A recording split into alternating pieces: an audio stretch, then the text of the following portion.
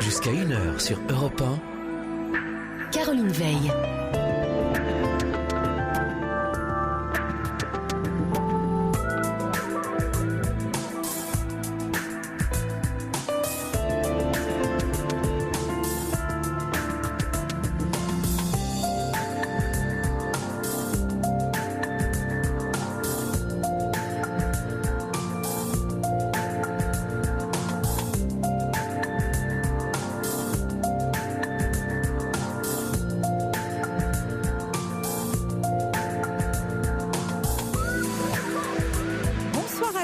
Et à toutes, bienvenue sur Europe 1 et notre libre antenne comme chaque soir. Alors vous le savez, nous sommes ensemble jusqu'à 1h, ce qui nous laisse 2 belles heures pour vous lâcher, parler de tous les sujets qui vous fâchent ou vous réjouissent, de ce qui vous fait du bien ou ce qui vous fait mal. On se raconte les uns aux autres, c'est une façon de se rencontrer, de trouver aussi quelquefois une solution à sa problématique du moment. Voilà, sans chichi, sans fioriture, le 3921 pour nous dire tout ce que vous avez sur le cœur, le 7 39 21 pour vos SMS en commençant par le mot nuit et Europe 1 pour vos mails sur notre site par mail. Alors, ce que je voulais dire, c'est que bien sûr, je suis accompagnée ce soir par Quentin et Corentin au standard, fidèles au poste et à eux-mêmes, c'est-à-dire plein de patience et de gentillesse. Merci à eux et puis merci à Charles qui réalise pour vous cette émission ce soir. Voilà, on peut commencer tout de suite. 39 21, je vous attends. Europe 1, Caroline Veil.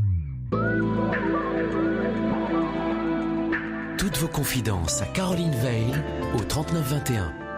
50 centimes la minute, plus coût de l'appel. Et nous allons commencer avec Cathy. Bonsoir Cathy. Bonsoir, comment allez-vous? Mais bien, et vous? Je suis contente de vous entendre. Vous avez une voix super punchy, hein? Ah bah oui, comme d'hab, bah oui. Oui, je suis le rayon de soleil, moi, ça va un petit peu réchauffer. Vous avez raison, c'est pas plus mal. C'est pas plus mal. Pardon? C'est pas plus mal de nous réchauffer un peu. Bon. Bah oui, non, c'est ce que je disais à Corentin d'ailleurs. Vraiment, vous êtes une équipe exceptionnelle. N'est-ce pas? Franchement.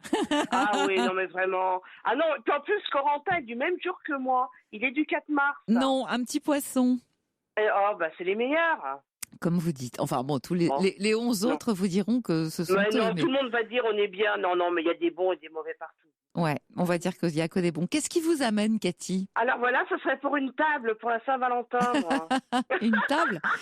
Mais non, mais bon, non, mais j'essaie de désespérément, là, je suis vraiment au bord du gouffre, là. Pas du tout. Vous savez que vous vous rappelez de ma tarte aux pommes et mon champagne? Tout à fait. Ça n'a rien donné, hein. Alors je crois que je vais faire une tarte aux fraises, peut-être, ça ira mieux. Comment ça n'a rien donné? Comment vous vous y êtes pris pour que ça ne donne rien? J'ai pas eu d'appel du tout, Caroline, du tout, hein. Du tout? Ah non, pourtant les gens parlaient apparemment, avaient l'air d'être intéressés. Motivés. Par ma joie de vivre, mais bon. Bah alors il s'est rien passé depuis? Non, justement, là, je fais une alerte, là. C'est pas Malibu, non, mais attendez, bon, je peux pas vous croire. Vous étiez super sympathique. Vous parliez justement la tarte aux pommes. On voulait tous venir. Une grande bande qui s'annonçait. Mais non, mais j'en ferai même 2, s'il faut, même 3. Voilà, une grande bande qui s'annonçait chez vous. Et là, vous me dites que à la veille de la Saint-Valentin, vous êtes sans Valentin. Eh ben oui. Vous me croyez pas, mais c'est désespérant. Je garde la pêche parce que je l'ai. Mais alors, franchement, il y a de quoi, être désespéré. Mais non, mais écoutez, Caroline, j'ai tout essayé. J'ai fait les annonces là, les sur l'internet. Mais les gens sont inintéressants. Les hommes, c'est tu es coquine et tu coquines. Mais non, moi je fais la tarte aux pommes. Non, moi j'ai une cuisinière. Mais non, mais pour être coquine, non, mais écoutez, Caroline. Mais je vous entends, vous avez l'air un peu coquine. Ah non, moi je suis très romantique. Non, mais je sais, mais je plaisante quand je dis ça, quand je dis coquine, c'est-à-dire amusante, pepsée. Oui, non, mais moi, en général, je vous assure que je vais pas me lancer de fleurs. Je suis rayon de soleil, même des gens déprimés. Je me suis fait amie d'ailleurs sur l'antenne là d'une dame qui est passée il y a 2 semaines, je pense. Ouais. Et ça fait une semaine, on s'appelle toutes les deux. Bon, elle est dans le même cas que moi, on s'est pas encore vu, mais on se verra certainement. Vous êtes dans quelle région, Cathy? Je suis du Val-de-Marne, moi. Non, du Val-de-Marne, d'accord. Bon, c'est plutôt bien desservi. On ne devrait pas avoir trop de problèmes pour arriver jusqu'à vous. Vous n'habitez pas en plein milieu de la forêt dans les bois. Ouverte, hein, moi, je reçois, mais en toute convivialité. Moi, j'aime les gens, j'aime que tous les gens se sentent bien, qu'on rigole, qu'on fasse le monde, voilà, il faut arrêter Cathy, de se pour plaindre. les auditeurs qui n'ont pas eu la très grande chance de vous entendre la dernière fois, vous voulez bien rappeler un petit peu quel a été votre parcours? Qu'est-ce qui fait que vous soyez seule? Eh ben, écoutez, je vais vous dire, j'ai été en ménage, après... Combien de temps? Je dis pas, 9 ans. 9 ans, quand même, hein? Je dis pas, mais oui, mais quelqu'un qui avait 14 ans de moins que moi. Bon, parce que c'est vrai, j'ai tellement la pêche que les gens de mon âge, bon, je dis pas que j'ai un âge certain, mais, mais non, mais bon, ça va encore, je peux encore le dire, mais bon. Mais honnêtement, je m'ennuie avec les gens quasiment de mon âge.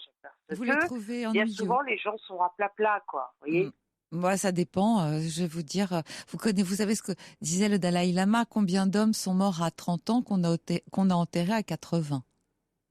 Oui, aussi, oui, c'est vrai. Non, oui, c'est vrai, il n'y a pas de généralité en rien, d'ailleurs. Mais bon, et mais j'ai pas de chance. Je pense que c'est le facteur aussi, parce qu'il faut, comme je dis, il y a un facteur chance aussi. Parce que suffit pas d'être comme ci, comme ça, toute joyeuse, machin, tenir sa maison, recevoir, être rigolote, machin.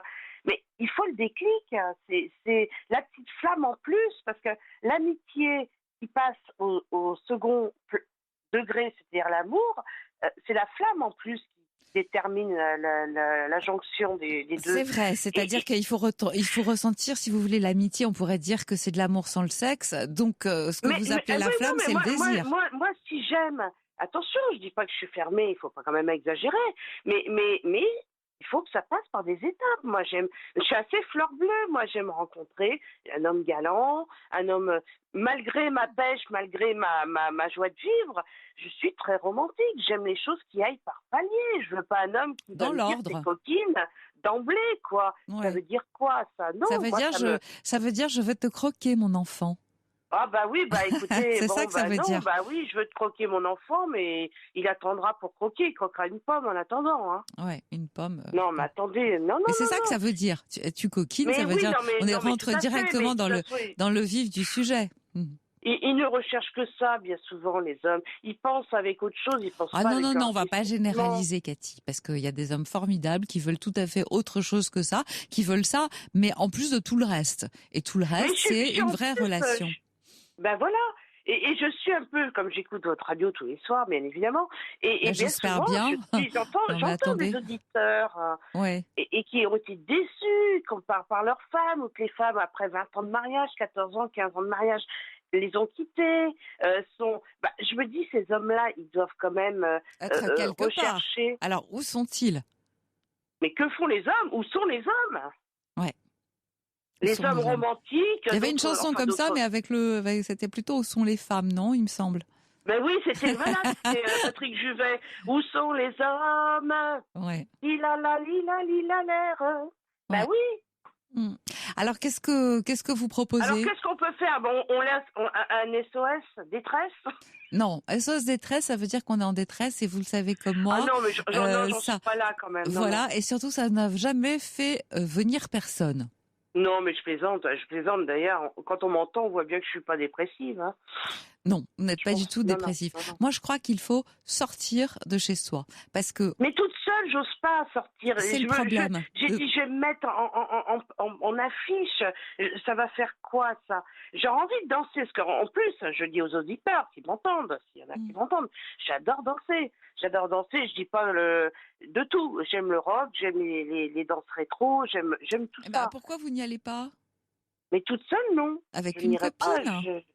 Bah oui, mais bon. Avec une amie. Vous y allez avec une amie, c'est plus facile. On se sent moins seul, justement. Du coup, on se donne du courage à deux. Si c'est ce que vous aimez, si c'est la danse. Maintenant, il y a tout un tas de choses où vous pouvez... j'aime marcher, j'aime les balades, j'aime les randonnées, j'aime, comme je vous dis, j'ai pas mal, je pense, sans me lancer de fleurs, mais je pense ne pas être désagréable. Hein, je suis ouverte à pas mal de choses. Je Bah, le dis. inscrivez-vous peut-être, il y a des tas d'activités, parce que l'histoire, c'est que quand on s'inscrit sur un site de rencontre, vous allez effectivement rencontrer des hommes qui veulent consommer. Ce que dément Mimi le boulanger qui vient de m'envoyer un message en disant: bonsoir Caroline, non, les hommes romantiques et amoureux, ça existe. Voilà. Ah, bah voilà une bonne nouvelle. Hein. Voilà une bonne nouvelle.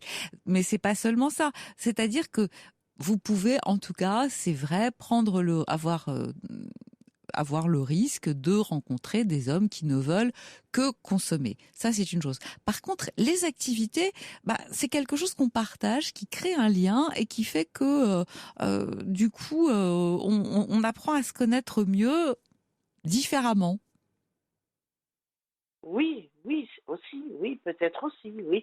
Mais vous savez, j'ai une amie qui fait vous savez, on va sortir. Vous connaissez le site, c'est-à-dire qu'on peut sortir dans sa région, des soirées, soit cinéma, on s'inscrit, soit soirée resto, tout ça. Mais c'est pas pour ça que ça liait des liens. Hein. Les gens, bon, on va au cinéma, regarde le film, et puis après, chacun rentre chez soi, paraît-il. Moi, j'ai eu des Non, échos parce qu'il y de a cela. Pas du tout. Il y a aussi des verres qui sont organisés après ou avant, où justement on a l'occasion de parler un peu et de se rencontrer. Parce que c'est vrai que si c'est juste pour prendre un ticket, se retrouver plongé dans l'obscurité 5 minutes après, Voilà, ça oui, n'a ça pas c'est tellement sûr. Hein. d'intérêt.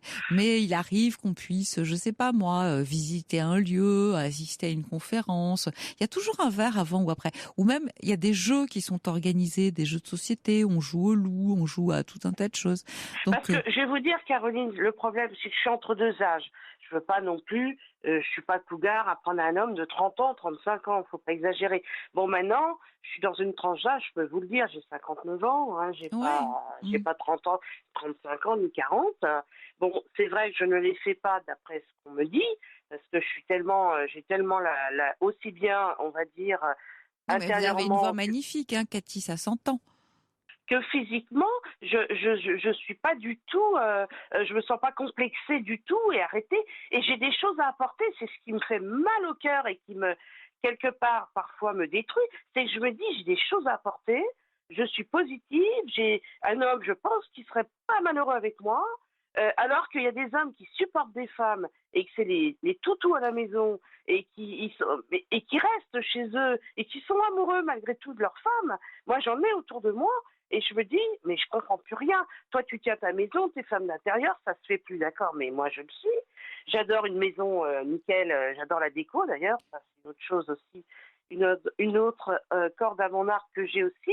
J'adore la déco intérieure, j'aime Bon, vous vous cuisiner. intéressez à plein de choses, ça j'ai compris. Mais oui, Alors mais j'aurais écoutez, envie de partager plein de choses, et puis je suis seule. Alors, il y a quand même un blême. ouais. Alors vous n'habitez tout de même pas le désert de Gobi. Mais Donc, non, pourtant. Mais non, mais j'ai des frais. Alors, c'est vrai que j'ai une personnalité. Je suis pas du genre, vous voyez, complètement déprimée. alors attendez, Ouais, ça va. j'ai un petit SMS de la part de Jacqueline qui va vous intéresser. J'ai rencontré mon mari à 53 ans et lui 63 sur Internet. Il est romantique. Bonne chance à vous, Jacqueline. Voilà. Bah, bah ouais, elle est gentille, cette femme. Merci, Jacqueline. Mais Ça bon. fait plaisir. Oui, oui, d'accord. Ça me remonte un peu le moral. Mais bon, je dis pas que ça n'existe pas. Attention. Prenez la Mais peine de chercher entre les lignes. Voilà, prenez la peine de lire entre les lignes. On voit tout de écoutez, suite si c'est une histoire, si la personne cherche une histoire sérieuse ou si au contraire elle ne veut que être dans la légèreté et qu'elle n'a pas du tout envie de construire. Ça mais se et lit. Caroline, écoutez-moi, je suis complètement là aussi. Je pense qu'il y a que les déprimés où il y a des appels. Hier, j'étais encore sur l'antenne à écouter. Hier soir, mais écoutez, des femmes complètement shootées, complètement. Attention, je ne critique pas. Attention, Non j'ai mais le grand respect de tout le monde. Mais des gens, un mal-être existant, qui était complètement apparent, et ben, on disait, ah bah tiens, il y a un tel qui a sa message, un tel qui a. Mais c'est à croire que les hommes se complaisent avec des femmes pas bien dans leur peau, pas bien. Chose Écoutez, que je ne critique pas, attention. non, Je non, mets mais c'est bien une pas parenthèse bien à dans ça, leur peau, mais attention. quelquefois il y a des femmes un peu mystérieuses qui peuvent attirer. Vous êtes une femme enjouée, péchue, et c'est vrai qu'on a envie de vous rencontrer quand Mais on vous alors écoute. moi, encore une fois, Saint-Valentin, la porte est ouverte. Je vais pas l'ouvrir tout de suite quand même, on va attendre un peu. Mais moi, il n'y a pas de problème. Les gens, chacun amène un petit quelque chose. On pourrait se regrouper, les gens seuls, équilibrés bien dans leur tête, parce que je suis Écoutez, précise. pourquoi vous essayez pas déjà sur Internet, voilà, vous réservez un restaurant pour le temps et vous dites célibataire Mais entre non, temps mais et sur temps. Internet, c'est pas ça qu'ils recherchent, Caroline. Ils recherchent pas ça. Faut pas rêver. Faut pas rêver. C'est pas ça. Moi, les messages, c'est comment tu es, comment tu t'habilles. On dirait qu'il y a que ça. Ils ne creusent pas. Ils recherchent. Je ne sais pas ce qu'ils recherchent, en fait. Je ne sais pas. Alors, il y a certains hommes qui disent avoir été déçus, parce qu'attention, c'est inversement, tout est proportionnel. C'est-à-dire que vous arrivez effectivement dans une tranche d'âge où hommes comme femmes peuvent avoir été déçus, peuvent avoir été trompés, à se sentir trahis, amers, voilà. Mais où Alors, est mon prince charmant? Il est où sur son cheval blanc? Il est où? je vois un petit message qui dit, même si ça n'est pas facile sur les sites de rencontres, si vous prenez le temps de faire un tri préalable, c'est-à-dire ce que je vous disais, en dialoguant avant la rencontre, vous rencontrerez votre amoureux. J'ai rencontré pas mal d'hommes avant mon prince charmant il y a 6 ans. Donc voilà, donc ça fait déjà le deuxième message positif de personnes qui se sont rencontrées sur Internet. Et moi je dis que c'est tout à fait possible, parce que avant, on vivait dans un milieu rural, c'était très facile de se rencontrer. Tout le monde se connaissait, les voisins, les voisines. Il y avait aussi les bals, et puis il y avait la messe le dimanche où on laissait tomber un mouchoir de Baptiste. Voilà, il y avait des signaux où on ne pouvait pas se tromper, et c'était plus simple de se rencontrer. Aujourd'hui, on n'a jamais été autant connectés, on n'a jamais été aussi seul. Donc c'est vrai qu'il y a un tri préalable qui s'impose. Il faut bavarder un petit peu avec la personne avant de se donner rendez-vous. Mais néanmoins, rencontrer le plus vite possible aussi, de façon à savoir si c'est pour vous ou pas pour vous. Mais ça va jamais jusque-là. Puisqu'en fait, bien souvent, ils se complaisent derrière un ordinateur. Non, mais est-ce que vous entendez, Cathy, que vous me dites non à tout? Et c'est d'ailleurs ce que notre René, qui dit la porte n'est pas si ouverte, elle est un peu fermée. Ah, vous voyez, ça s'entend. Ça s'entend. Alors, elle est entrouverte, alors, on va dire. Ouais. Et puis, regardez, que nous dit Didier, je suis célibataire et romantique, blagueur, et je ne suis pas de votre avis. Ah. Voilà, Dixit Didier. Ah non, mais attendez, tous les hommes ne sont pas à mettre dans le même panier. Ah ben j'espère bien. Ah non, je fais pas. Attends, messieurs, si vous m'entendez, je vous dis bien, je ne fais pas une généralité de tous les hommes. Il y en a une bonne partie, c'est clair. Mais dans les femmes, attention, il y a des hommes qui ont été déçus aussi. On peut mettre vice-versa aussi, de l'autre côté. Ouais. Écoutez. Et oui, non. En tout cas, je crois que là, on a bien reçu le message. Donc, tarte aux pommes et porte ouverte. Ah non, mais tarte aux fraises, ils me diront, mais il me faut le menu, moi, il n'y a pas de problème. Ils me disent ce qu'ils aiment. Mais non, mais attendez... mais moi, bon, en tout cas, ce qu'il vous faut, c'est un convive pour la Saint-Valentin. Voilà, avec une fleur à la boutonnière. Voilà, qu'un Valentin qui peut se poursuivre. Et plus si affinité. Plus tard, dans un suivi, c'est l'idéal. Exactement. Bon, Cathy, j'ai bien reçu le message. Je fais passer, je transmets. Bon, d'accord. Mais oui, mais il n'y a pas de message, il n'y a personne. Là, vous allez voir, ça va arriver au cours des heures qui vont. Mais non, attendez, non. Qu'est-ce que me dit Corentin? Il a que 4 numéros déjà à vous transmettre hors antenne, donc on se dépêche de raccrocher pour qu'il puisse vous les donner. Ah oui, d'accord, ok. D'accord. Et puis s'il y en a d'autres, Caroline, vous me faites signe. Bah exactement, on pense à vous. Allez, Cathy. D'accord. Allez, je vous souhaite une bonne soirée à tous. On vous tient les pouces. Au revoir. Au revoir. Pour parler à Caroline Veil, appelez le 39 21, 50 centimes la minute, plus coût de l'appel.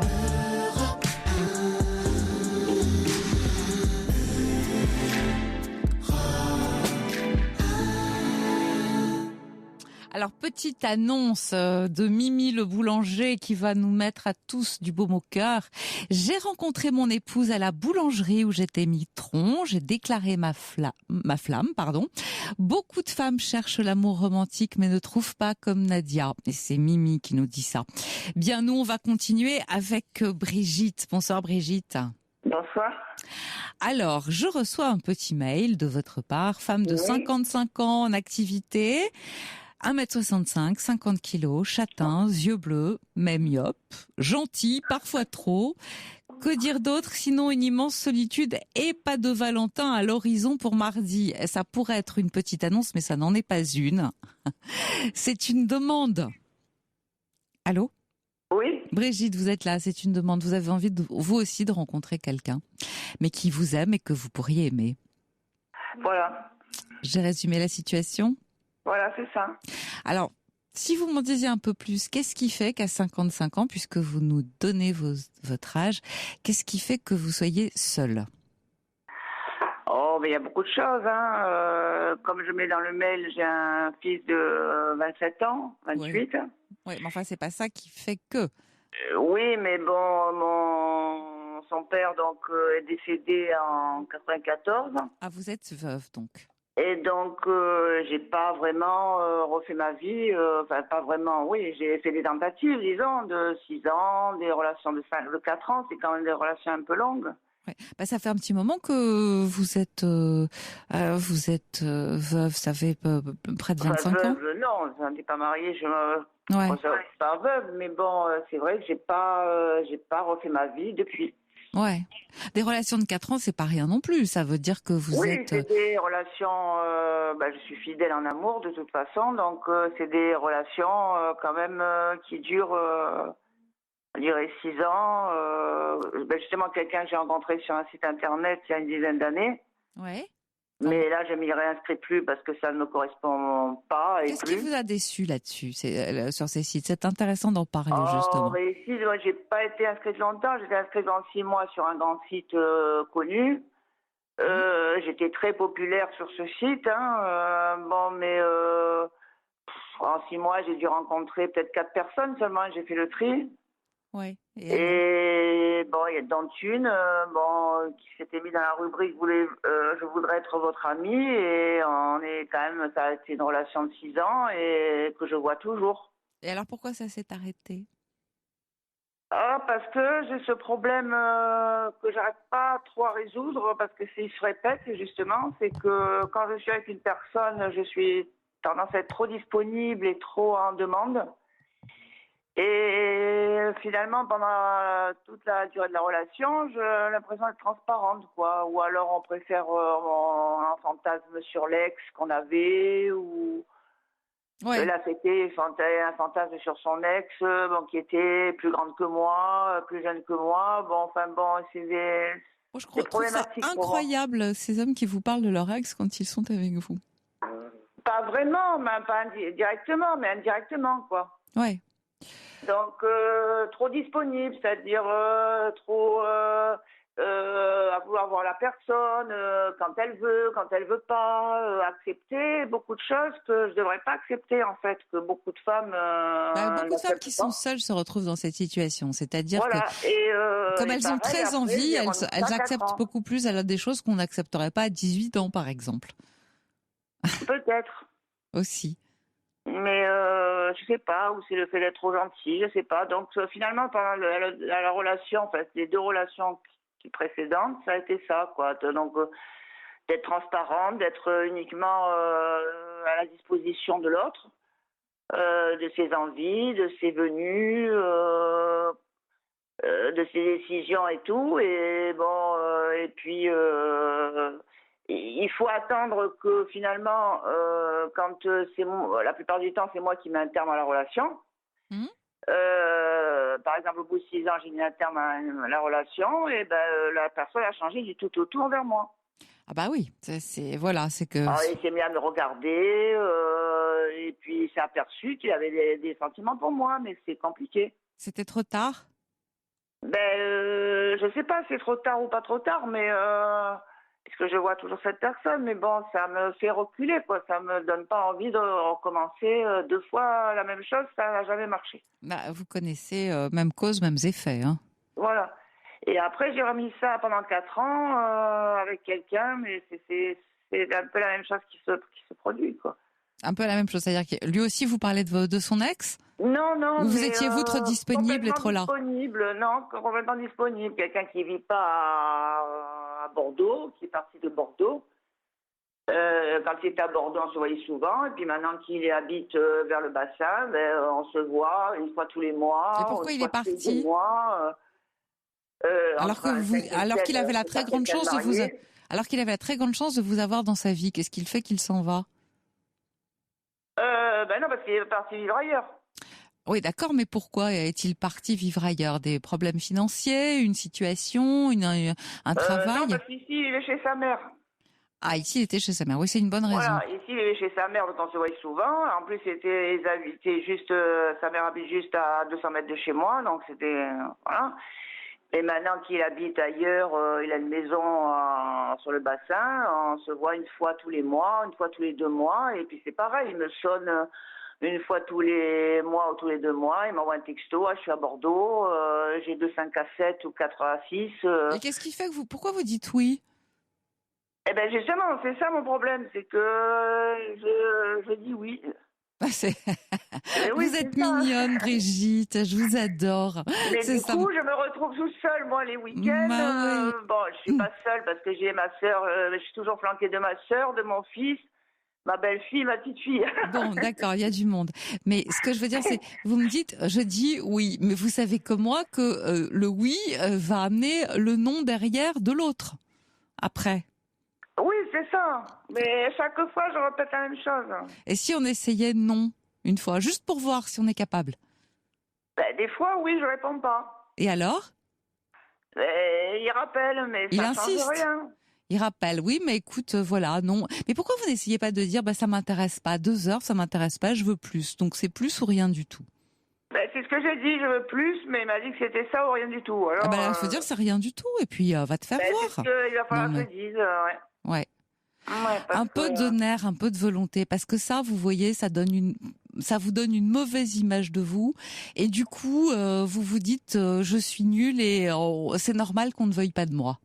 Parce que c'est ça que j'entends dans votre discours. j'irai pas jusque là dire je suis nulle, mais ça fait que ça me sort pas de ma solitude, quoi. Je veux dire, j'ai personne, quoi, en fait. Bah oui, alors que finalement vous avez quand même rencontré du monde, que ça se passe bien. Moi, je pense il faut que vous soyez un peu plus sélective et un peu plus exigeante pour vous, Brigitte. Vous ne l'êtes pas assez. Vous ne l'êtes pas assez. Vous pensez que parce que on a la gentillesse, comme vous dites, de vous sonner, ben ça suffit et que vous allez dire oui et que voilà. Mais derrière il y a rien. Donc ce sont pas des gens bien. Et des gens pas bien, ça ne vaut pas le coup, ça ne vous apporte rien, ça vous fait juste, non, ça vous fait juste de la peine. Oui. Et voilà. Alors, tant qu'avoir de la peine, autant ne pas avoir quelqu'un. Parce qu'au moins, vous savez pourquoi. Et vous vous dites pas après, parce que c'est aussi ce qu'il y a derrière, bah, il a pas voulu de moi pour plus. Oui, non, mais aussi il est gravement malade, donc il construit rien de toute façon. Il peut rien construire. Sa vie, elle tient qu'à un fil, quoi. Bon, bah, il est vrai, bien sûr. En plus. Bon, écoutez, vous n'êtes pas infirmière non plus. Hein. À un moment donné, il s'agit de penser à vous. Non, parce que je vois là les fêtes, les vacances, les soirs, les week-ends, tout ça, j'ai personne, quoi. Bien sûr, et c'est pas juste. Donc ça rime à rien, quoi. C'est pas que ça rime à rien. Alors c'est aussi un moment à passer. Ça sera peut-être pas toujours comme ça, puisque la preuve, vous avez déjà rencontré 6 ans, 4 ans. Vous n'avez pas toujours été seul. En ce moment, c'est comme ça. Moi, je voudrais que vous me fassiez le plaisir d'être un peu plus sélectif et puis un peu plus exigeante pour vous. Rien que ça va changer le regard sur vous et donc le regard. Oui, parce que pourtant dans mon métier et puis même par nature, je suis exigeante. Bah, attendez, si vous aviez une amie, qu'est-ce que vous lui conseilleriez? Une amie. Oui, qui vous raconterait votre histoire. J'ai une amie qui est inscrite sur des sites internet et elle ne rencontre que des malades elle ne rencontre que ça. Alors qu'est-ce que vous lui dites? Eh ben, je lui dis d'être moins naïve et d'être plus forte. Elle me dit, j'aimerais bien être comme toi, mais... Mais plus forte, plus forte. Ouais, on tourne en rond, là. On tourne en rond. Est-ce que vous lui dites la vérité? Je dis oui dès qu'on m'appelle. Oui. Donc, Oui, enfin pas vraiment, mais bon... Écoutez, soyez un peu plus dur, si je puis dire, dans votre un peu plus sélective, un peu plus exigeante, un peu plus tout, et ne soyez pas dans le trop. Voilà. Oui. On est d'accord? On essaye comme ça? Oui. Bien, je compte sur vous et puis vous me rappelez pour me donner de très très bonnes nouvelles. D'accord? D'accord. À bientôt. Au revoir. À bientôt Brigitte, au revoir. Pour parler à Caroline Veil, Appelez le 39 21, 50 centimes la minute, plus coût de l'appel.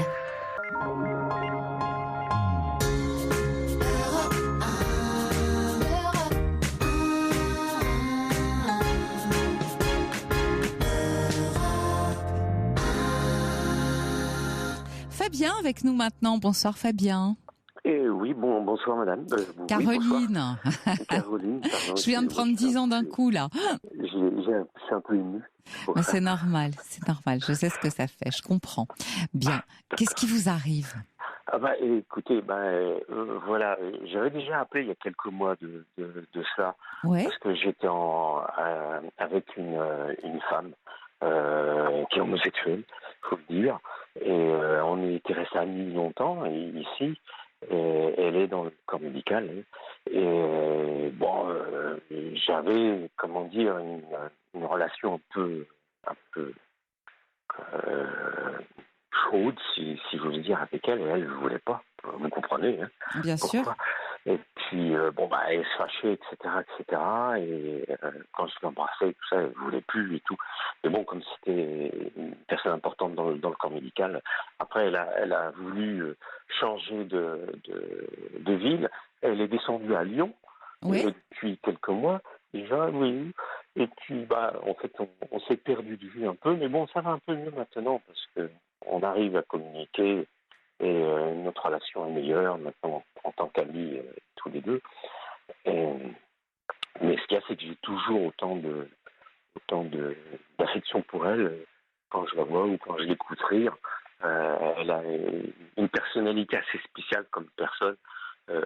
Quand elle rigole, c'est vraiment... On a l'impression que c'est comme une poussière de joie qui nous fait éternuer notre cœur qu'on a, voyez-vous, en tant que garçon. Et bon, c'est comme ça, c'est la vie, hein. Mais elle est à Lyon maintenant depuis 3 mois.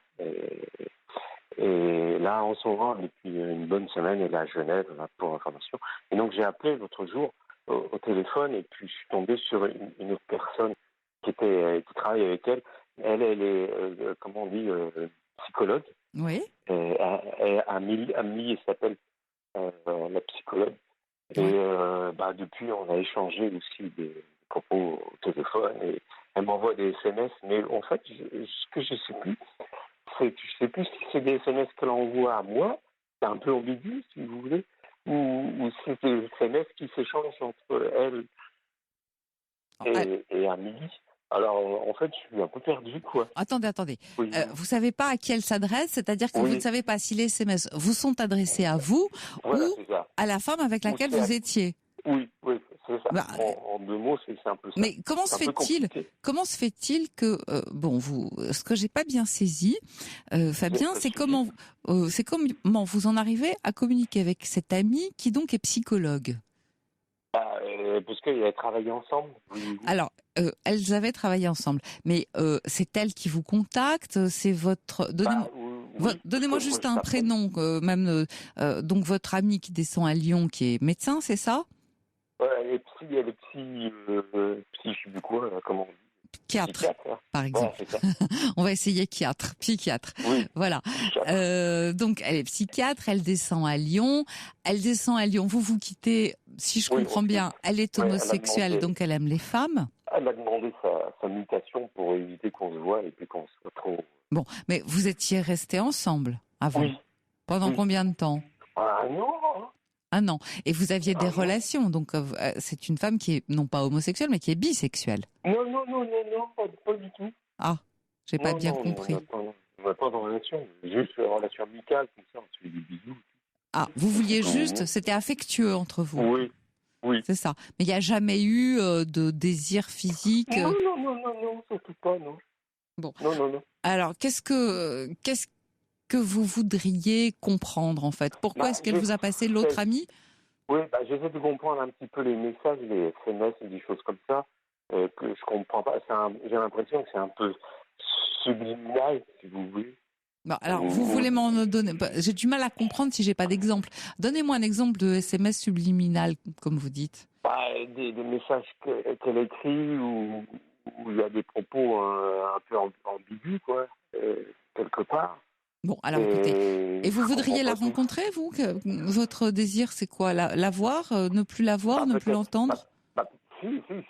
Peut-être la rencontrer, cette personne à Mélie, ou alors lui demander une photo, peut-être, pour voir quel visage elle a.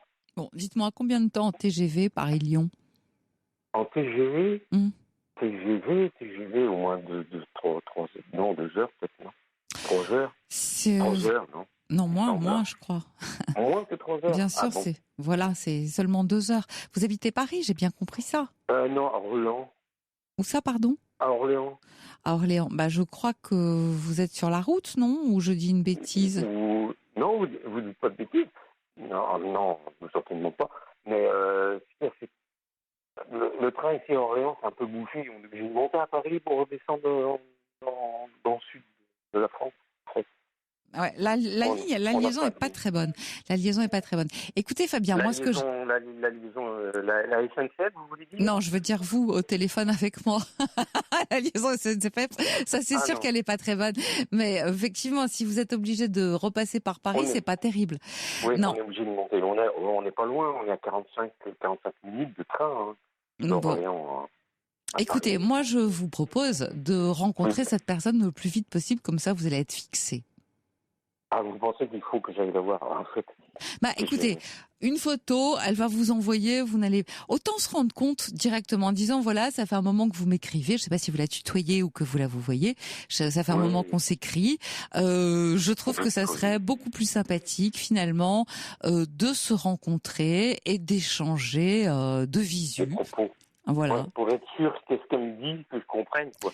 Oui, mais parce que vous comprenez, on peut rester longtemps effectivement dans cette ambiguïté qui ne va rien donner. Et au fond, vous êtes curieux et vous avez envie d'en savoir plus. Alors tant qu'à faire, on va faire un petit effort et puis on va y aller carrément, Fabien. Moi, je le dis. Ça, aller carrément? On va carrément aller à Lyon. La rencontrer. Non, aller carrément, pas lui sauter dessus. On va aller carrément à Lyon. Je ne permettrai pas. Non. Mais alors, qu'est-ce que je fais avec Marie, alors? Marie, de toute façon, rien. Marie, je l'aime quand même encore. Vous l'aimez encore, mais visiblement, elle est partie pour vous voir moins. Donc, je pense que les faits parlent d'eux-mêmes. Oui, mais enfin, on communique quand même tout le temps. Écoutez, vous en profitez pour voir les deux, hein? Pourquoi pas? Voir les deux? Oui. Vous croyez que ça peut se faire, ça? Bien sûr que ça peut se faire, tant qu'à faire d'aller à Lyon, autant rentabiliser un peu son temps. Vous n'allez pas y aller 2 fois d'affilée, non? Oui, bien sûr, ouais. Il faut que je l'appelle au téléphone. Des fois, je comprends pas tout ce qu'elle me dit. En me disant, je suis pas... Mais de toute façon... Mais qu'est-ce que tu dis, toi, Mélie? Parce que je comprends pas tout. Alors, je suis obligé de lui demander exactement, de le faire répéter au téléphone. Mais c'est mieux de la voir directement. Et puis, comme vous êtes resté ami avec votre ami psychiatre, vous lui dites voilà, je suis de passage à Lyon, ça me ferait plaisir qu'on prenne un café ou qu'on se voit un moment, je t'embrasse et vous voyez ce qu'elle vous dit.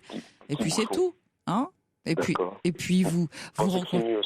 Ouais, et vous rencontrez son ami en disant voilà, je vais venir à Lyon, nous échangeons depuis un moment, autant se rencontrer, ça serait mieux et on pourra se parler vraiment et puis voilà. Vous pensez qu'elle serait d'accord? Ouais. Les deux? Ouais. D'accord. Ouais, je pense qu'elle sera d'accord. Je vais essayer. Vous ne risquez rien. Honnêtement, vous ne risquez rien d'essayer. Moi, je pense que le pire, alors que vous êtes dans le désir de savoir à quoi ressemble l'une et où vous en êtes avec l'autre, qu'elles sont toutes les deux à Lyon, je vois pas ce qui vous empêcherait de prendre un train pour en avoir le cœur net. Voilà, au moins j'aurais le cœur net de savoir quelle relation ils ont même entre les deux. Bah, effectivement, et puis si, de quoi s'agit-il et voilà. Mais vous me paraissez bien seul, Fabien. Je suis seul. Bah oui, je suis seul. Bah oui, vous avez tout trouvé. Vous me paraissez Vous avez bien tout seul. compris. Ouais. Qu'est-ce qui se passe à Orléans pour vous? Ah rien, il pleut tous les jours. Il pleut tous les jours, c'est tout? Oh oui, il fait pas bon. C'est vraiment gris le temps ici, c'est plat. Vous travaillez? Dans la campagne. Oui, bien sûr. Qu'est-ce que vous faites? Je peux vous demander? Je travaille des choses, je suis administratif si vous voulez. Ouais, d'accord. Et comment vous aviez été amené à rencontrer votre amie psychiatre? Je la connaissais parce qu'elle travaillait dans un hôpital. Ouais. À Orléans. Ouais, mais vous étiez en contact avec cet hôpital? Indirectement, oui, parce que j'étais administratif à un moment. Ah d'accord, donc vous y avez travaillé aussi? Oui, je l'ai croisé, tout ça. J'ai vu tous les jours, on découvre un peu. Vous n'étiez pas son patient? Non. Ah non, je suis pas patient. Non, je suis pas patient du tout, de rien du tout d'ailleurs. Bon, non, mais c'est une précision importante. Je suis impatient d'avoir, mais je suis pas patient. Non, mais c'était juste une petite précision. Bon, écoutez, moi j'ai envie de vous dire, rien n'est perdu. Peut-être que cette dame est partie pour vivre d'autres aventures, mais après tout, elle a aussi la gentillesse et la courtoisie finalement de. Non, mais c'est peut-être une manière de vous mettre en relation avec quelqu'un d'autre en disant voilà, c'est pas possible avec moi, mais j'ai une amie avec qui peut-être. Bah, on peut tout envisager, on peut tout imaginer, pourquoi pas? Ah, j'y avais pas pensé. Ça peut quand même venir à l'esprit dans la mesure où son ami vous envoie des messages un peu ambigus, qui prêtent à confusion et que comme vous ne la connaissez pas, elle attend que vous fassiez le premier pas ou quelque chose de cet ordre et qu'elle n'ose pas vous demander de venir directement. Je pense que vous ne risquez rien de faire un petit tour là-bas et puis comme ça vous saurez exactement à quoi vous en tenir et de quoi il est question et qu'est-ce que vous pouvez attendre de cette relation. Et si c'est pas intéressant, eh bien, faites-moi plaisir. Ce serait bien de couper court à tout. D'accord, Fabien? D'accord. Ok, bon, on va essayer. Bonne chance à vous et n'hésitez pas à nous rappeler pour nous dire comment ça s'est passé. À très bientôt, j'espère. Merci beaucoup. Au revoir. Merci bien à vous. Au revoir. Jusqu'à 1h sur Europe 1. Caroline Veil.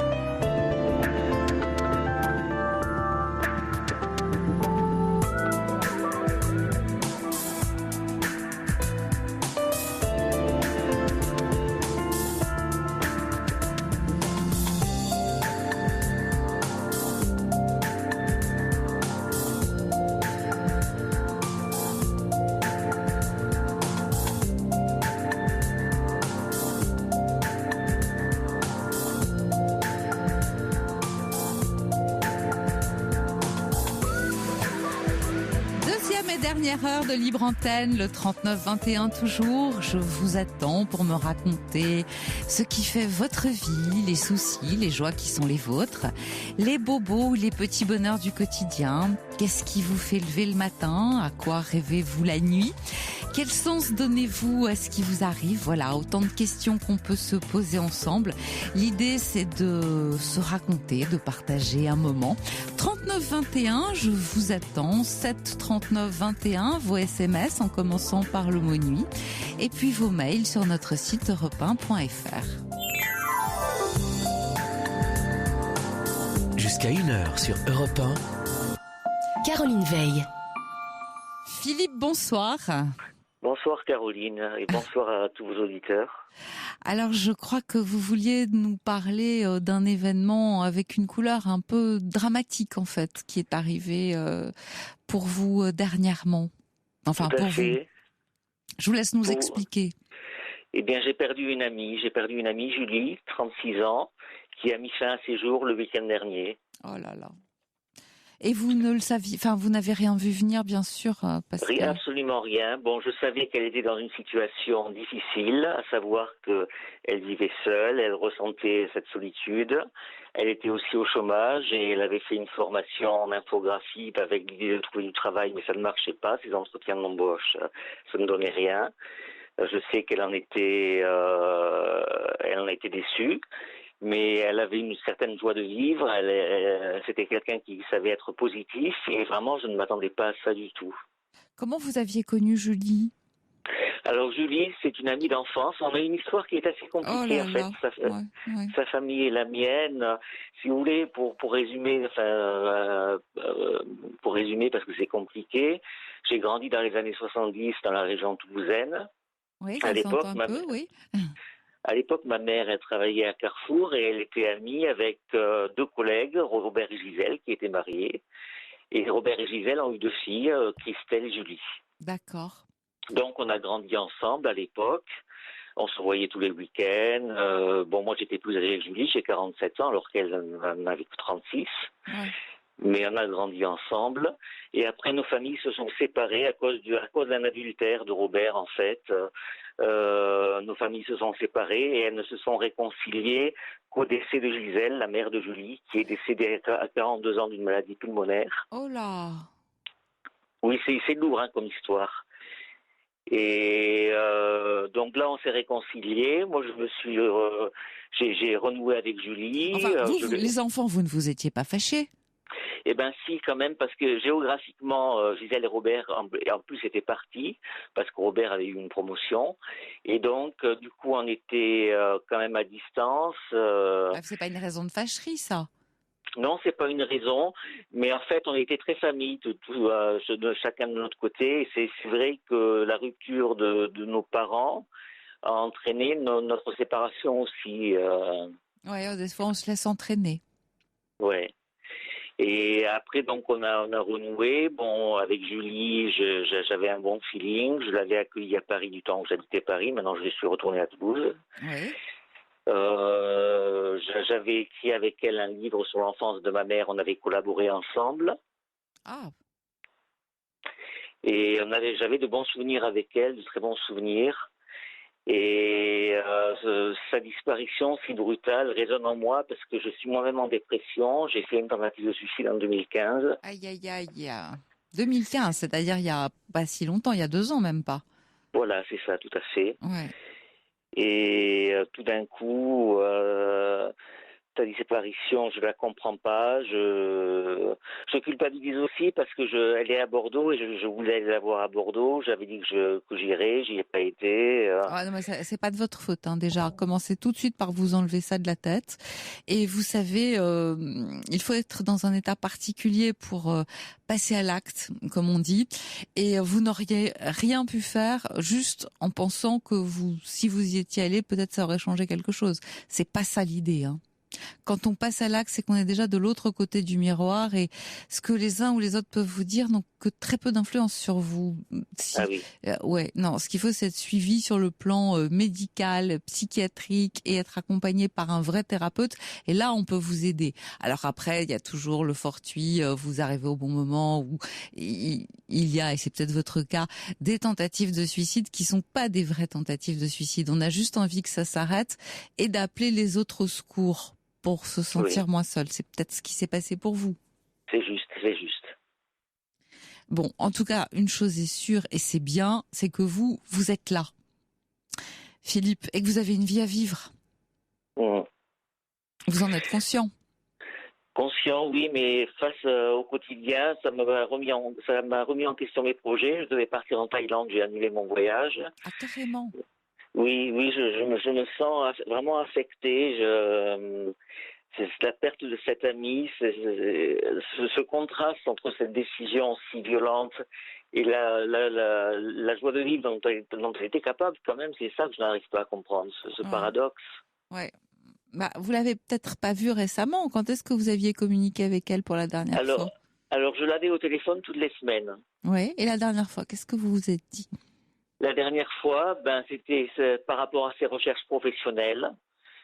Mais elle restait toujours quand même positive. Elle faisait beaucoup de candidatures spontanées. Enfin, elle se laissait pas abattre en même temps. Donc, pour moi, je n'avais pas perçu qu'elle était dans un échec réel par rapport à sa recherche d'emploi. C'est pas forcément une sensation d'échec, c'est une sensation de vide. Vous voyez, quand elle était seule, elle n'avait pas connu d'amoureux, elle n'avait pas d'amoureux. Alors, d'après ma mère, parce que ma mère était très proche du lit, elle rencontrait des mecs, mais c'était que pour des histoires d'un soir, en fait. Ça marchait pas. Mhm.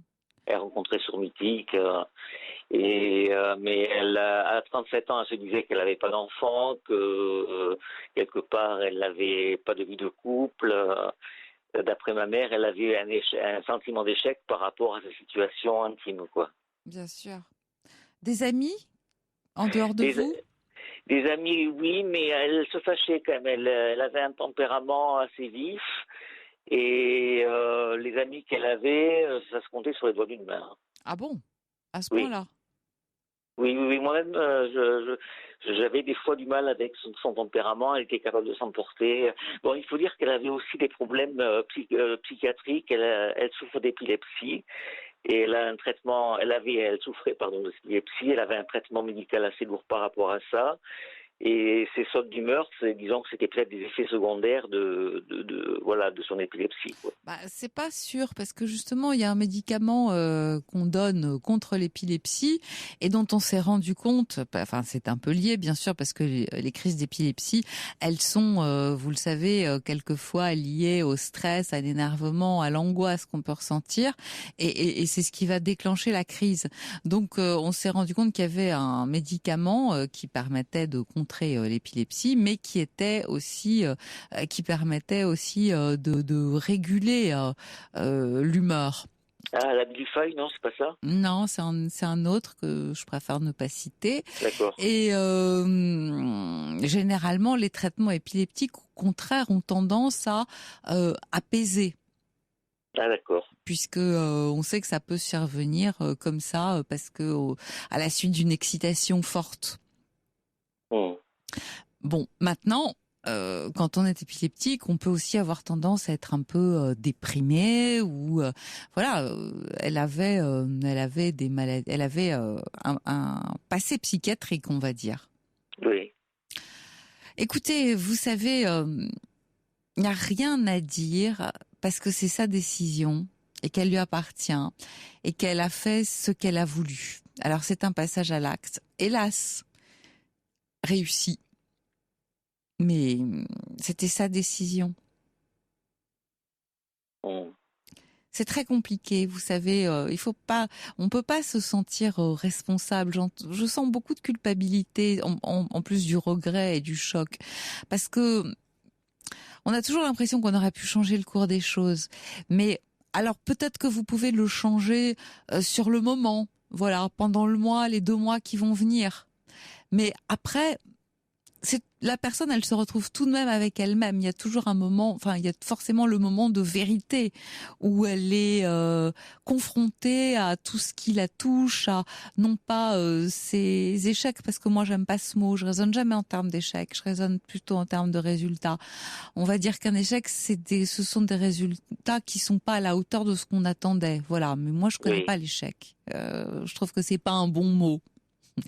Disons qu'elle n'avait pas aujourd'hui, alors qu'elle était très jeune, les résultats qu'elle aurait aimé connaître dans sa vie. Voilà, la vie lui a pas donné tout ce qu'elle attendait, et bien que ce soit très tôt, elle a préféré y mettre un terme.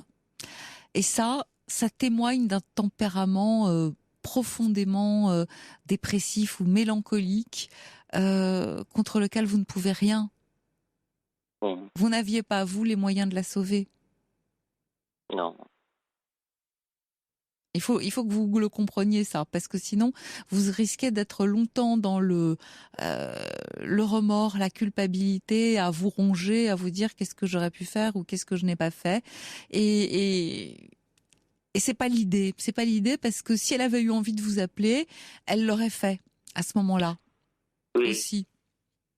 Et là, elle a pensé que personne au monde ne pouvait plus rien pour elle, même elle ne pouvait plus rien pour elle. Oui.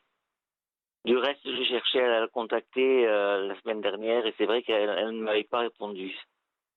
Oui, parce que il y a un moment où elle pense que personne ne peut rien. Et d'ailleurs, c'est vrai parce qu'il y a qu'elle qui peut, sauf des personnes dont c'est le métier.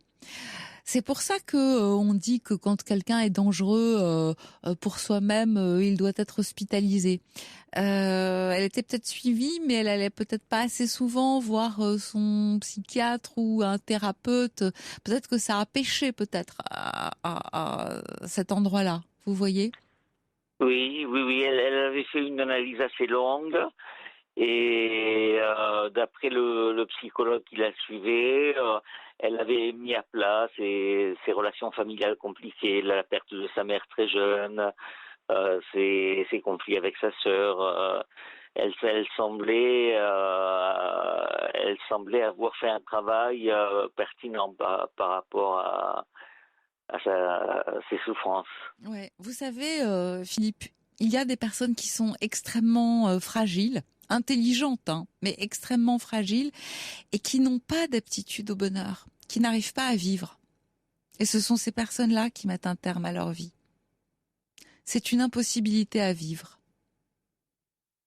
Et quoi que vous fassiez, vous ne pouvez rien empêcher, parce que c'est intrinsèque, c'est interne. Mmh. Vous n'y pouvez rien. Vous n'y pouvez rien. On ne peut pas tout, et vous n'y pouviez rien. J'espère que vous allez remonter vite, vous sortir de ça, parce qu'effectivement, vous êtes très affecté. Il y a du monde autour de vous qui peut vous aider. Vous êtes, à quoi ressemble votre vie ? Eh bien, à Toulouse, j'ai des amis d'enfance. J'ai longtemps vécu en région parisienne et je suis revenu à Toulouse en 2015 avec des difficultés dans mon travail, ce qui m'a amené à cette tentative de suicide. Mais bon, maintenant, ces difficultés dans mon travail sont résolues. J'ai un bon relationnel au travail, j'ai quelques amis d'enfance que je vois. Donc, je ne suis pas seul pour affronter cette épreuve. Bon, c'est déjà ça. Alors, malgré tout, vous aviez projeté de partir en Thaïlande. Ce serait bien que vous reprogrammiez votre départ, que vous vous donniez une date, parce que date égale objectif. Vous voyez, ça serait bien. Oui. Vous pourriez vous dire, voilà, aujourd'hui, j'ai pas envie de quitter là où j'ai mes attaches parce que j'ai besoin de me sentir un peu soutenue et que c'est pas la bonne idée à ce moment-là de partir dans un pays aussi lointain où vous ne pouvez pas téléphoner, où vous êtes en terre inconnue et vous êtes complètement dépaysé, vous n'avez pas ni vos habitudes ni vos repères. Là, quand on n'est pas très bien, c'est pas le moment d'y aller. Mais par exemple, vous pouvez le remettre dans 1 mois et demi. Parce que vous aurez déjà passé et le simple fait aussi de savoir que vous allez partir, ça va vous aider à remonter. D'accord. Parce qu'il n'est pas question non plus de laisser la dépression s'installer chez vous. Vous êtes soigné pour Oui, j'ai des antidépresseurs qui marchent assez bien dans l'ensemble. Bon, c'est déjà une bonne nouvelle, mais les antidépresseurs, c'est pas tout, parce que vous savez, les médicaments, c'est chimique, et la parole, c'est naturel. Est-ce que vous voyez un thérapeute ? Je vois un thérapeute, qui fait de l'EFT. Je sais pas ce que c'est. Emotional Freedom Technique, c'est des exercices soit avec la parole, soit avec des pointes corporelles qu'on presse. Ouais. Et ça vous fait du bien ? Oui. Bon, c'est ce qui compte. Voilà, moi je suis pour tout ce qui fait du bien. Si vous en ressentez un bienfait, ça vaut le coup. Philippe ? Oui. Je vous sens ailleurs. Oui, non, mais je prends conscience de ce que vous me dites, de la nécessité de me fixer un objectif, de ne pas ressasser. Ouais, parce que si vous le programmez dans 1 mois et demi, vous allez penser à votre départ dans 1 mois et demi, et ça va vous permettre de tenir, vous voyez, et d'essayer, et même d'être prêt pour cette date-là. Vous deviez partir seul ou avec des amis ? Non, je devais partir seul pour rejoindre un ami sur place. Bon, d'accord. Il y sera toujours ? Il sera toujours, oui. Bon, ça c'est bien. Comme ça, vous partez et vous rejoignez quelqu'un, donc vous n'êtes pas seul. Ça, c'est une bonne chose. C'est une bonne chose, honnêtement. C'est ce qui peut vous arriver de mieux. Ne partez pas là tout de suite parce que vous allez vous sentir mal dans un pays étranger, loin de chez vous, alors que vous n'êtes pas très bien. Mais remettez votre départ à plus tard, mais prenez date. Parce que ça, c'est important. Dans votre tête, implicitement, vous allez vous dire je serai prêt à ce moment-là. Entendu. D'accord ? Bon. D'accord. Écoutez, n'hésitez pas à nous rappeler, en tout cas, le cas échéant. D'accord ? Merci beaucoup, Caroline. À très bientôt, Philippe. Au revoir. Je vous souhaite bon courage. À très bientôt. Merci beaucoup.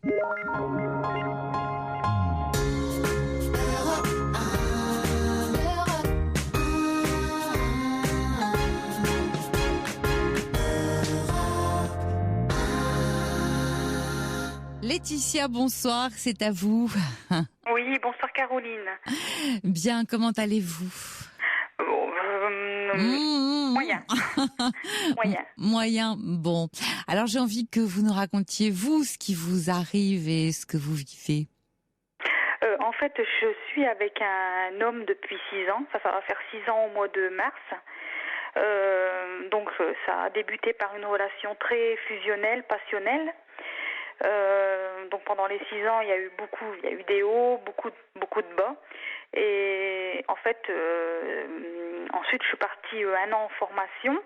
De quoi En formation de quoi Je suis partie en formation dans le médical, en fait. Bon, d'accord. Voilà. Et donc pendant 1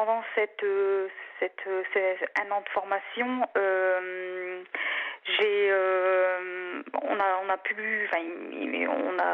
j'étais tellement dans ma formation, j'ai beaucoup révisé, j'étais sous tension. On n'a plus de rapport sexuel. Du tout ? Non. Pendant 1 an, c'est beaucoup. Vraiment, pendant 1 an, j'étais tellement dans mes écrits, dans mes oraux que je me préoccupais tellement de ma formation que j'avais plus le temps pour ça. Mais le souci, c'est que j'ai commencé à faire des rêves érotiques. Ah oui ? Avec d'autres hommes. Oui. Et en fait, là, ça fait 3 ans, donc ça fait 3 ans que je fais des rêves érotiques avec d'autres hommes. Et en fait, ma grande question, c'est pourquoi je fais des rêves érotiques alors que j'aime très fort mon compagnon. Oui. Donc voilà, parce que je me pose cette question, si c'est normal de faire ces rêves qui me rendent tant soit peu vraiment mal. Parce Pourquoi que quand mal ? je me lève... Comment ? Pourquoi mal ? Parce qu'en fait, quand je me réveille au matin, j'ai l'impression d'avoir trompé. Mais vous n'avez rien fait, vous avez rêvé. Oui, mais le souci, c'est que comme mon compagnon me voyait très mal au matin, j'ai dû lui dire. Ah. Oui, donc ça, il me le reproche. Il me le reproche beaucoup.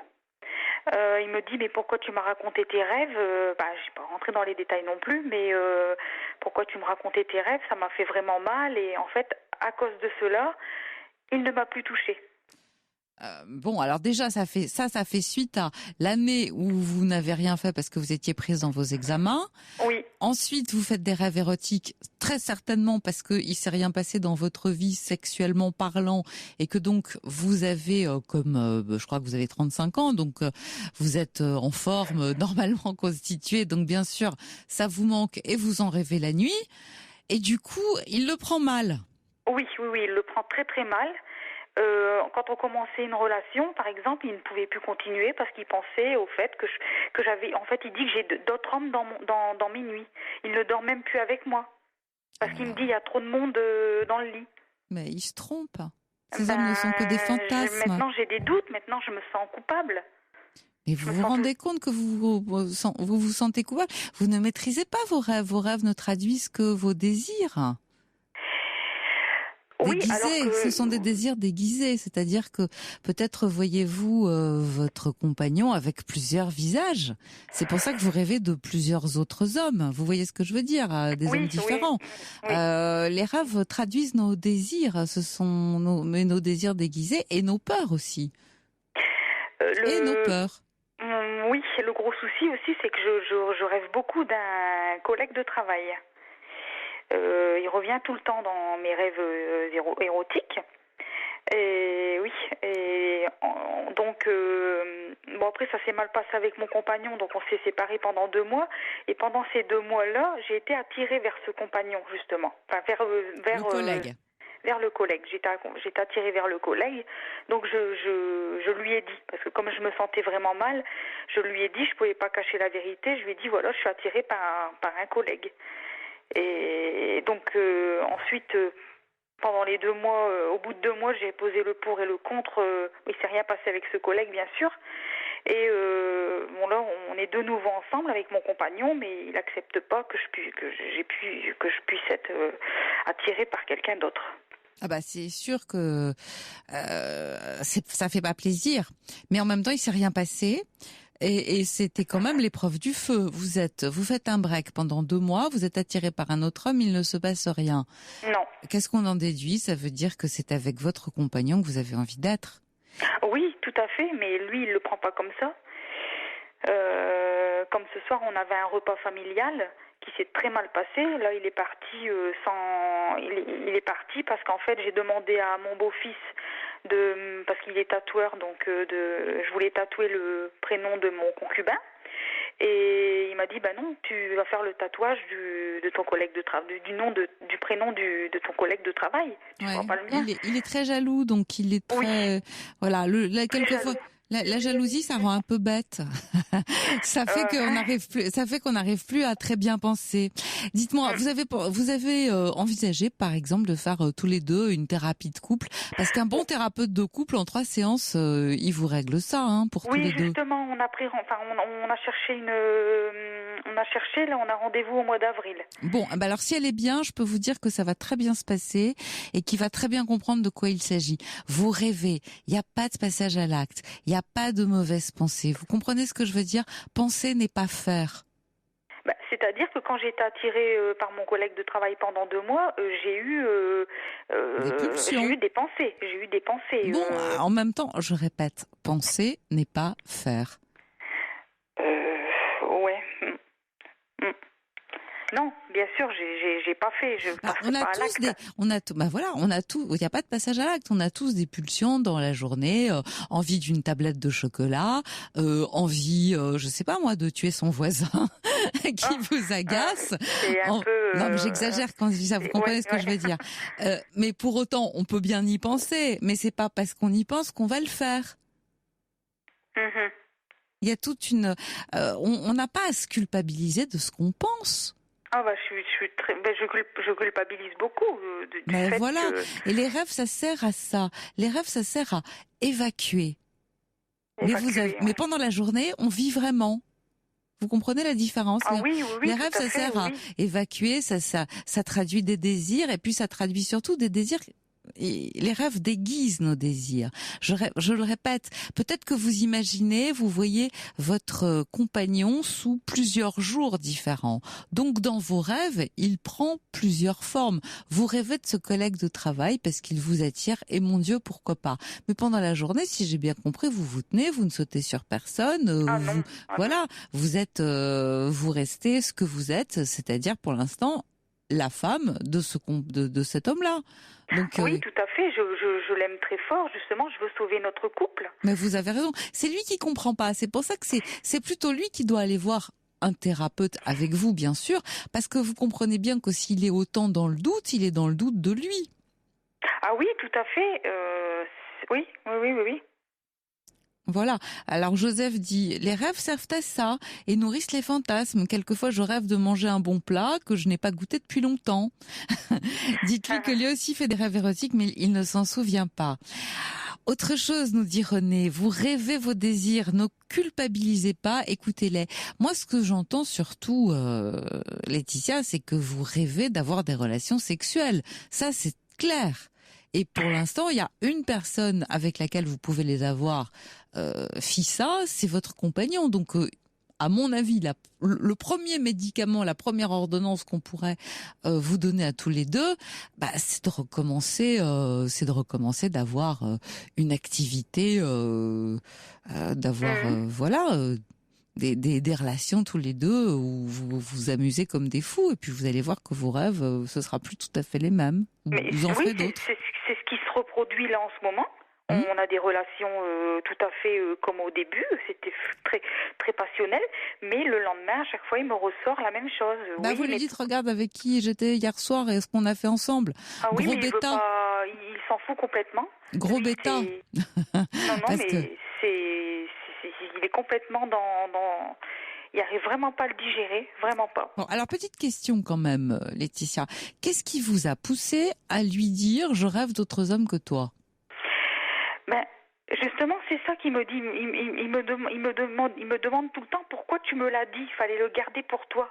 Mais ce qui m'a poussée, c'est que en fait, j'étais vraiment mal quand je me réveillais au matin. J'avais l'impression de l'avoir trompé. Et comme pour moi, je peux pas tromper. Mais vous n'avez pas trompé. Vous n'avez pas bougé de la nuit. C'est pas parce... Vous savez bien que vous ne maîtrisez pas vos rêves. Vous vous couchez pas en disant tiens, je vais rêver de lui. Mais justement, je l'ai dit pour m'enlever un poids, pour enlever un poids assez lourd, parce que c'est assez lourd quand même de faire des rêves érotiques comme ça la nuit, qui sont plutôt plaisants, et que ce soit pas avec. Alors vous vous en voulez d'avoir eu finalement du plaisir en dehors de lui, puisque ces rêves étaient plaisants. Mais je fais encore, de toute façon, je lui ai dit, je fais encore des rêves érotiques, je lui ai dit et je culpabilise d'avoir du plaisir la nuit.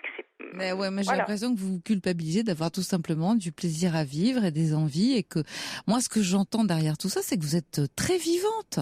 Et il a de la chance d'avoir une femme comme vous qui rêve, qui a des désirs, qui a des rêves, qui a des pulsions et qui est extrêmement vivante et pleine de vitalité à ses côtés. Je me demandais justement si c'était normal, si beaucoup de femmes comme ça faisaient des rêves érotiques, parce que j'en parle pas autour de moi. Il y a plein de femmes qui font des rêves érotiques et qui aiment profondément leur compagnon, et c'est pas parce qu'on rêve qu'on trompe. Il n'y a pas de passage à l'acte. Voilà. On peut penser et rêver tout ce qu'on veut, on ne fait de mal à personne. Et est-ce qu'on peut aimer... Et c'est assez courant et c'est assez normal. Et est-ce qu'on peut aimer très fort quelqu'un et être attiré par quelqu'un d'autre en même temps ? Ça arrive. Ça arrive, mais c'est quand même assez compliqué parce que... Non, mais ça arrive et il n'y a pas de quoi culpabiliser. On peut commencer éventuellement à culpabiliser, si telle est votre morale, quand on passe à l'acte. Ouais, non, je suis pas dans le... Voilà. Mais se sentir attiré, ça vous tombe dessus. Il faut être assez humble, ça vous tombe dessus. Bien sûr. Et je vais vous dire, c'est même encore plus gratifiant pour votre compagnon de savoir, imaginez que, c'est pas comme si vous trouviez tous les autres hommes totalement inintéressants. Vous avez des yeux pour voir, des oreilles pour entendre. Bien sûr que d'autres hommes peuvent vous émouvoir. Enfin, vous pouvez y être sensible. Mais malgré tout, c'est lui que vous continuez de choisir. Oui, bien sûr, mais le souci c'est que pour lui, je lui appartiens. Je suis. Ah non, vous lui appartenez pas parce que personne n'appartient à personne. Il me le dit tous les jours. Il me dit tu es à moi, tu es à moi, tu es à personne d'autre. Même si on va au magasin, j'ai le malheur de regarder un garçon. Il me fait un. Oh là là, il est jaloux. Il est très jaloux et possessif. Oui, mais on n'a pas. Finalement, vous savez, ce dont on ne se rend pas compte, c'est qu'on ne maîtrise jamais l'autre. Et puis, les gens ne sont pas des choses. Vous ne lui appartenez pas. Vous n'êtes pas à lui. Voilà. Et de la même manière qu'il n'est pas à vous. Ouais. René nous dit, vos rêves parlent de vous. N'en parlez pas à votre mari. Elle a raison, René. Il y a certaines choses qu'il vaut mieux garder pour soi. Même si on est très mal, c'est important de s'arranger soi avec soi-même. Il aurait mieux valu que vous alliez en parler toute seule avec un thérapeute. Bon, maintenant vous avez pris rendez-vous, tous les deux, elle va vous arranger ça très bien. Je l'espère, parce que bon... Ouais, non mais elle va vous arranger ça très bien, ne vous faites pas de soucis. Ça cause quand même des soucis dans notre couple, parce que par rapport à nos relations sexuelles... Écoutez, déjà vous en avez, et c'est ce qu'il faut lui dire. C'est toi que je choisis, c'est avec toi que je dors. Je n'arrête pas de lui dire tous les jours, je le rassure. Dites-lui, ta jalousie est mal placée. Voilà, tu peux me faire suivre, c'est avec toi que je suis, et il n'y a personne d'autre. Alors oui, de temps en temps, il peut m'arriver de rêver ou de penser éventuellement à quelqu'un d'autre, mais malgré tout, c'est avec toi que je suis, parce que c'est avec toi que je préfère, et tu devrais être flatté de ça. Enfin, il pense pas du tout comme ça. Ouais, bah c'est pas parce que vous aimez quelqu'un que vous devenez aveugle et sourde, hein. Ah bah non, c'est pas voilà. C'est pas ce que je souhaite. Bah écoutez, si vous regardez un film avec un bel acteur, le bel acteur, il peut vous faire rêver aussi. Pour autant, oui. Voilà, c'est pareil. Justement, cet après-midi, j'ai regardé 50 nuances plus sombres. Voilà, bah voilà.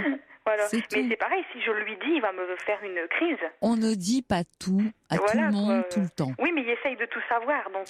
Mais ça, c'est le pas parce qu'il problème. veut ça. Mais ouais, mais attendez, c'est pas. Il essaye de tout savoir. C'est pas parce qu'il veut qu'il va tout avoir. On n'a pas tout dans la vie. On n'a pas tout, et on ne dit pas tout non plus. Hein. Un peu de réserve. Devenez grande, Laetitia.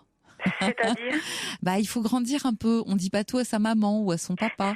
C'est ce que mon psychiatre me dit. Ah bah voilà. Parce que je suis suivie depuis 1 an, je suis suivie par un psychiatre parce que je suis cyclotimique. Et il me dit à chaque fois, mais vous n'êtes plus une petite fille. Bah oui, on ne dit pas tout à papa et maman. Et votre mari, c'est pas papa ou maman. Il va pas vous aimer de façon inconditionnelle comme vos parents. Donc il y a des choses qu'on garde pour soi. C'est vrai. C'est vrai. Voilà. Bon, écoutez, donnez-nous des nouvelles après les séances de thérapie de couple, d'accord ? D'accord. Bon, merci alors. À très bientôt, Laetitia. Au revoir. Bonne soirée, au revoir. Pour parler à Caroline Veil, Appelez le 39 21, 50 centimes la minute, plus coût de l'appel.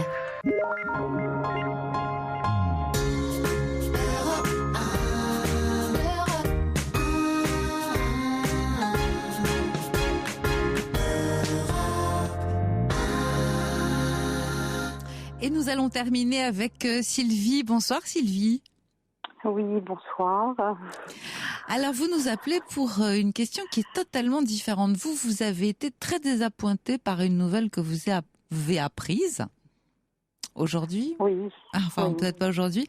Et voilà, je vous laisse expliquer à nos auditeurs ce qui vous est arrivé. Oui, si c'est aujourd'hui. Du jour au lendemain, on a mis fin à une collaboration de travail sans crier gare, sans que rien ne puisse laisser penser que ça se produirait. Alors, quels étaient vos projets ? Ça a été un gros choc. Donc c'est une activité qui m'amène à aller à l'étranger, donc avec un départ pour 2 mois, en se projetant. Et puis ce sont des activités qui nous amènent sur des années futures, puisqu'on se projette jusqu'à même 2018, 2022, voilà. Donc c'est vraiment. Oui, c'est vraiment. Ça remet tout en question. Voilà, on trace quand même comme ça des chemins avec beaucoup de déplacements, des villes différentes, des investissements sur des territoires. Je peux vous demander exactement de quoi il s'agit pour Alors, je travaille, je travaille dans le spectacle en fait, en production. Oui. Donc avec des artistes, Alors, quel était votre rôle vraiment là-dedans ? Alors moi je suis chargée de développement, productrice. Ça consiste en quoi ? C'est-à-dire que vous levez le matin, qu'est-ce que vous faites ? Productrice. Alors je vais chercher de l'argent principalement pour réaliser des projets. Donc je vends des projets à travers le monde, c'est un beau projets métier, de spectacle. C'est un beau métier, c'est un métier très difficile parce que c'est très lié à l'humain, c'est très lié à l'artiste même et on est en prise directe avec les humeurs changeantes, les choses. C'est très. J'aime beaucoup ce métier. Hein, c'est pas là. Vous le faites depuis combien de temps ? Depuis très longtemps. J'ai 54 ans. Je fais ça je suis dans ce secteur depuis au moins 30 ans. Ouais. Donc, c'est quelque chose que je connais très, très bien. Voilà. Mais bon, il s'avère que je suis un peu à un carrefour peut-être de vie où les choses ne sont pas du tout faciles. Et paradoxalement, à ce travail qui est très riche et intéressant, il y a une grande, grande solitude et on est en prise directe avec... des désillusions, des déceptions de relations humaines, parce qu'on est obligé d'être très proche et en même temps... Comment vous l'avez appris, en fait ? Qui vous l'a dit ? Complètement dans un mail, avec des prétextes vraiment donc financiers. Dans Des prétextes financiers. Est-ce que ça vous semble plausible? Non. Enfin, oui et non. Enfin, c'est l'approche qu'on en a fait, mais on pouvait avoir un compromis et voilà, discuter, échanger pour voir comment on pouvait s'y prendre. Oui, vous pouviez vous y prendre autrement. Donc, est-ce que par ce message, en fait, donc, puisque ce sont des raisons qui sont un peu fallacieuses, est-ce que vous avez le sentiment que c'est une remise en cause de vous-même et du travail que vous faites? Oui. C'est de ça dont il s'agit. On vous dit pas juste c'est pas possible parce qu'on n'a pas les moyens. Vous, ce que vous entendez, c'est on ne veut plus de moi. Non, alors, ça a été dit au départ d'une façon financière et pour finir par dire oui, finalement, ça ne convenait pas, alors qu'il n'y a pas du tout de... Je crois que c'est... Pour masquer, en fait, la non-légitimité vraiment financière, parce que c'est un peu... voilà, enfin, il pouvait y avoir discussion, négociation, finit par me dire des horreurs, que ça ne va pas, enfin voilà, des choses graves, des accusations. Ça a dégénéré. Des accusations, oui, ça a dégénéré. Au début, c'était la fuite en avant, avec un refus de parler, d'échanger. Carrément, c'est comme ça, du jour au lendemain, je vous dis. Hein. Alors, est-ce que c'est l'artiste qui vous l'a dit ou est-ce que c'est, je sais pas moi. Alors non, il y a une instance, un conseil d'administration, voilà. Et puis après, l'artiste a dit moi, je n'y suis pour rien. Enfin, il y a eu un jeu de cache-cache et il a fini par dire oui, il a par écrire parce que je ne voulais pas comprendre, je ne voulais pas entendre. C'était tellement énorme. Hein. Et donc finalement, il a fini par lâcher des horreurs, enfin des horreurs. Pour moi, des accusations fallacieuses et qui m'ont blessée fortement parce qu'on est dans une relation fusionnelle avec un artiste. Des choses, bah oui. Alors il y a des côtés que je suis une grande professionnelle, je suis formidable, et puis du jour au lendemain, je ne suis plus rien. Et voilà. Et bon, voilà. Vous n'avez rien vu venir. Ce milieu est fait de plein de choses. Alors, il y a des hauts, des bas. Enfin, on traverse forcément des choses pas... Voilà. Alors, il y a peut-être des petites choses où je sentais une insatisfaction. Il n'y a rien de majeur. Et puis, c'est la vie de ce métier, enfin, que je connais bien. Alors, est-ce que c'est la première fois que ça vous arrive? Non, malheureusement, non. C'est pour ça qu'aujourd'hui, je dresse un bilan en disant qu'il faut que j'arrête... Voilà, que je ne suis pas faite pour appréhender ces humeurs, ces choses, et que c'est très ça vous blesse éprouvant. trop. Ça me blesse trop. Ça me démolit carrément. Hein. Là, ça va un petit peu mieux, mais ça m'a anéanti. Et ça devrait pas m'anéantir à ce point. Mais vous savez, on est fragile. Là, d'un seul coup, vous êtes senti remise en cause, donc ça veut dire rejeté. D'une certaine manière, parce que vous avez compris que les raisons financières, bon, et puis on est passé à des accusations directes qui vous ont blessé. C'est une blessure narcissique. On est en train de vous dire ce que vous faites, ce que tu fais n'est pas bien, et on ne veut plus être avec toi. Donc bien sûr que ça fait de la peine, bien sûr que c'est éprouvant. Moi, je trouve que vous vous en remettez drôlement bien. Si ça s'est passé seulement aujourd'hui, je vous entends parler ce soir, vous n'êtes pas en pleurs, vous n'êtes pas effondré. Oui, je l'ai été. Je me ressaisis ce soir, mais c'est bien normal. Traversé. Enfin bon, je l'ai su hier soir, plus précisément. Ouais, mais c'est une vraie déception. Non, mais c'est même la remise en question parce que ma vie est conditionnée à ce travail puisque je suis censée partir dans des pays étrangers. Donc mon travail me guide ma vie. Hein. C'est vraiment malheureusement la place que ça prend. Enfin, des fois c'est très très bien. J'ai beaucoup beaucoup appris, beaucoup. Ouais. Voilà, non, alors des belles expériences, des belles histoires. Oui, des beaux moments. Voilà, bien sûr. Mais c'est aussi, je me retrouve seule face à moi-même, face à rien. c'est terrible. Enfin, face à rien. En tout cas, j'ai